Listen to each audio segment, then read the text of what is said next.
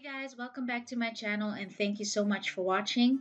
Today is the last of my cake basics series and then I'll continue with the cake decorating videos. But in this tutorial I wanted to show you how to achieve sharp fondant edges without paneling to go from the left image to the right one. And if you're interested to see how the paneling method works, I'll link that video in the description box. But for now, let's continue with the video. So I'm starting off by roughly measuring the width and height of my cake so I know how large my fondant needs to be, and I roll it out larger than necessary because the extra length of fondant creates a skirt, which makes it easier to cover the cake and limits the amount of pleats. If you have any air bubbles in your fondant, you can use a small pin to pop them, and when you continue rolling out the fondant, the tiny hole created with the pin will smooth out by itself. I'm using a fondant smoother to smooth the fondant of any indents made by the rolling pin before applying it to the cake, and I also trim away excess fondant that is too large for the cake. I'm pulling back the fondant onto my rolling pin so I can use the rolling pin to drape the fondant over my cake. And this is a 20 centimeter or 8-inch cake with Swiss meringue buttercream, but this method will work with ganache as well. And if you want to see how I achieve sharp edges with buttercream, I'll leave a link of that video in the description box too. When you've draped the fondant over your cake, make sure that the skirt of fondant doesn't hang over your turntable so it won't tear at the edges because of the weight. And then start by rubbing the top of the cake so there isn't any air trapped. After this, you can press the fondant at the edges so it will stick to the buttercream and will decrease the chance of tearing. And if you have a lot of excess fondant like me, it is best to trim that away at this time before smoothing the fondant to the buttercream. To smooth the fondant onto the cake, you'll need to gently pull the pleats so they will flatten out a bit and then press it onto the cake using an upwards motion. If you'd use a downwards motion, you would be pulling the fondant from the top, which could make it crack, and that's not what you want. So just gently rub the fondant upwards and gently pull the pleats as you go around the cake and continue smoothing it.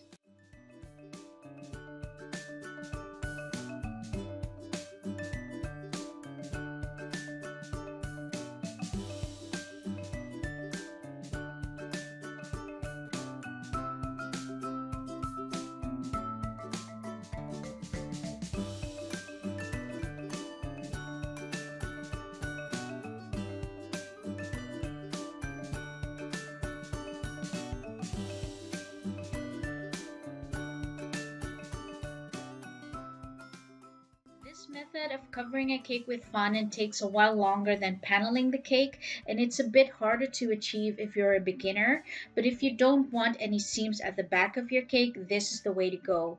And having said that, if you're a beginner, don't be afraid to try it out because practice makes perfect. I will also show you the end result I used this cake for. It was for a super cute baby TV cake, so stay tuned until the end. When you're done smoothing the fondant onto the cake, you can trim away the excess, but leave about a centimeter or half an inch of fondant, which will be cut away at a later stage. And now it wouldn't be a video of mine if there wasn't any flipping involved, so here we go.